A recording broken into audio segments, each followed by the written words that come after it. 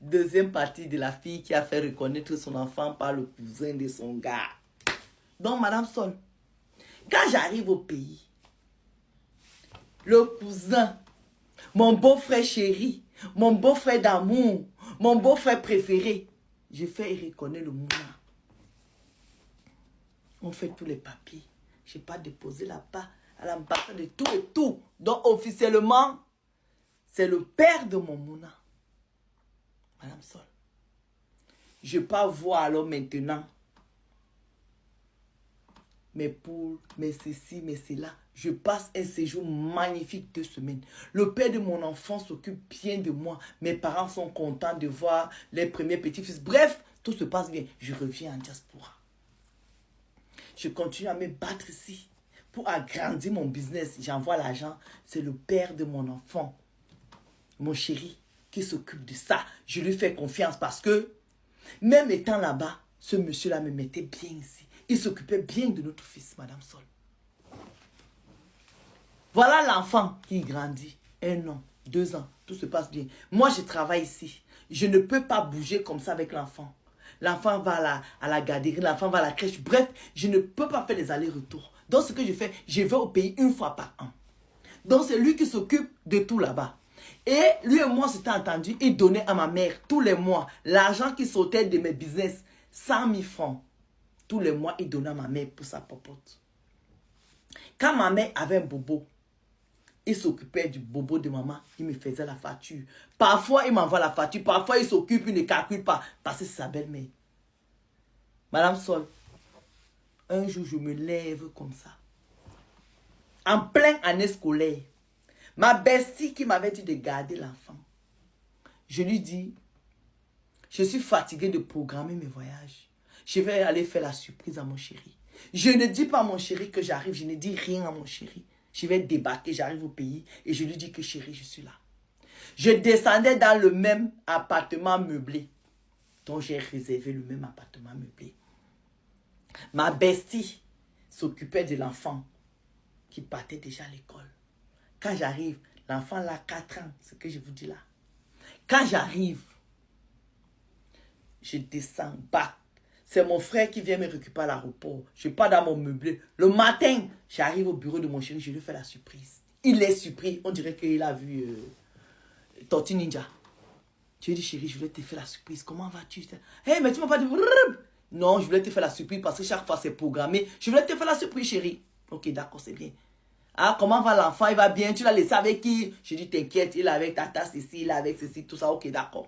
Puisque mon gars connaît ma meilleure bestie. C'est comme ça qu'à midi, on va manger avec le cousin. Son cousin qui a reconnu mon mouna là, on mange et tout et tout. Après, lui, il a le boulot. Son cousin, lui, fait les business. Il n'est pas au bureau comme mon chéri. Mon chéri, lui, il a le bureau. Il est obligé d'aller au bureau, tout ça. Bref, c'est un homme d'affaires. Quand je commence à me promener dans la voiture, dans la ville, avec le cousin de mon chéri, celui qui a reconnu mon mouna là, celui qui est officiellement le père de mon enfant, il me dit qu'on a s'asseoir dans un bon truc qu'on a ouvert, on s'assied là-bas. Je commande un thé. Il me dit, hey, ma belle-sœur chérie, ma belle-sœur d'amour, mon frère a la chance de t'avoir.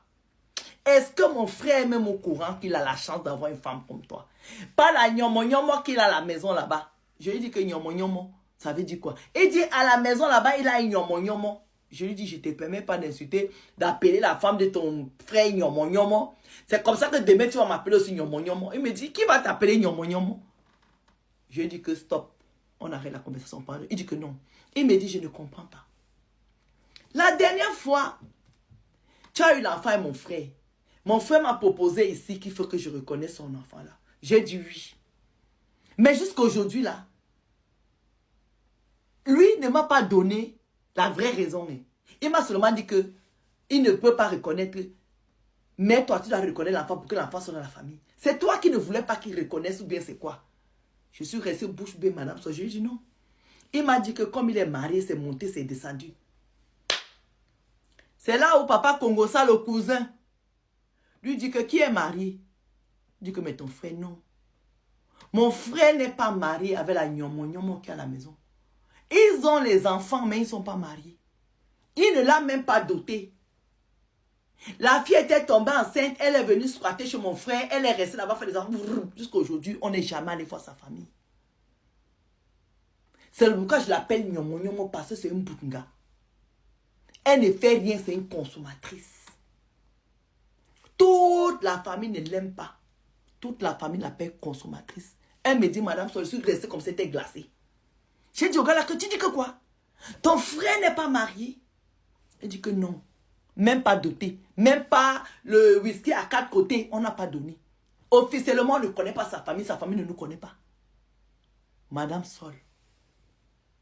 J'ai failli faire pipi sur moi. Je me suis calmée. Il a parlé, je n'étais plus là. Il m'a raccompagné dans mon meublé. Mon chéri vient toujours manger ce soir. Il est venu, on allait manger, madame Sol. Le lendemain matin, la première des choses que, en fait, toute la nuit, il fallait que je voie clair dans ma société, dans mon élevage que je fais. Et comme c'est lui qui avait ouvert le compte, donc il faut que je vois tout ça avant de lui poser les questions. Parce que son cousin m'a dit, pose-lui la question vraiment s'il est marié. Est-ce que tu le vois avec l'alliance? Est-ce qu'il a l'alliance? Il n'a pas d'alliance. Toi, un homme te dit qu'il est marié, il n'a pas d'alliance. Il y a des hommes qui sont mariés qui n'ont pas d'alliance. Soit ils ont grossi, soit. Bref, on ne rentre pas dans les détails. Maintenant, sur le lendemain, matin à midi, quand je pars déjeuner avec lui, j'ai dit, chérie, il faut que j'aille voir l'état du compte de la société. Il m'a dit, ah, il n'y a pas de problème. Madame Solon était mercredi. Il dit qu'il faut qu'il appelle le conseiller pour que le conseiller nous donne rendez-vous. Parce que je suis sans oublier que le compte là n'est pas à mon nom. J'ai dit, chérie, je sais que toi qui gères, mais je vais aller quand même voir. Et puis, je pense qu'il est temps qu'on mette ça maintenant à mon nom. Il m'a dit, il n'y a pas de problème. Madame Sol. Mercredi, jeudi, vendredi, samedi, dimanche, mardi. C'était mardi, ils avaient rendez-vous mardi parce que c'était fermé. C'est mardi qu'ils avaient rendez-vous. Donc, les 5 jours, les 4 jours qui étaient là, le gars a viré le compte de la dame. De la société. Il a laissé 170 000 francs CFA dedans. Donc, quand ils vont maintenant à la banque, parce qu'on ne peut pas la recevoir, ce n'est pas elle qui détient le compte. On reçoit celui qui détient le compte et celui qui va signer les papiers pour céder le compte à l'autre. Dès qu'ils entrent dans le bureau du conseiller, son téléphone sonne genre. Alors oui, c'est urgent. Il fait comme s'il y a l'urgence au bureau. Il dit au conseiller, c'est bon, j'ai déjà signé, elle va signer les papiers. Et à compter d'aujourd'hui, c'est elle qui est la détentante, je sais pas, c'est elle qui détient le compte.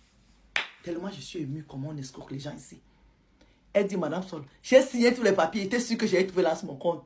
Le gars avait raflé tout l'argent. Il m'a laissé 170 000 francs CFA. Et je demande au conseiller là que, pourquoi il y a 170 000? Le conseiller me dit que, mais, monsieur, tant. Jeudi, vendredi, il a fait que les virements. C'est lui qui a tout pris l'argent sur les comptes. Madame Sol, je suis restée comme ça, je n'avais pas de mots. Je suis sortie là-bas en pleurs. Quand je sors de là, j'appelle le père de mon enfant. Il me dit, pourquoi tu pleures? Je lui dis, est-ce qu'on peut se voir? Il me dit qu'il ne peut pas me voir ce soir. Il va me voir demain matin. Demain midi. Demain midi, madame Sol. Dès qu'il est midi, je suis devant son bureau pour aller déjeuner. Je lui dis que qu'est-ce qui s'est passé avec le compte? C'est là il me dit maintenant que ma bestie qui est restée ici en France avec l'enfant lui avait dit depuis 6 mois que l'enfant que j'ai dit, j'ai fait comme si je suis trop étonnée là d'avoir. C'est un coup. Je lui ai fait l'enfant dans le dos. Et que à lui, on ne fait pas ça. Que j'aille me renseigner. Est-ce que je sais même que quand il me dit qu'il est marié, il n'est pas marié. La sorcière qui est à la maison là-bas, elle lui avait fait le même coup avec les premiers fils. Elle est venue s'asseoir, elle ne fait que pordre les enfants, il ne l'a pas épousé. Que lui, les femmes ne le trompent pas. Chaque femme qui veut le mentir, qui veut le tromper, c'est lui qui le fait à l'envers. Madame Sol, quand il m'a balancé ça, je me suis sentie sale, humiliée. Je vous dis, cette histoire, c'est à la 3e partie. Non, il y a les histoires de haut. Bisous, 3e partie arrive.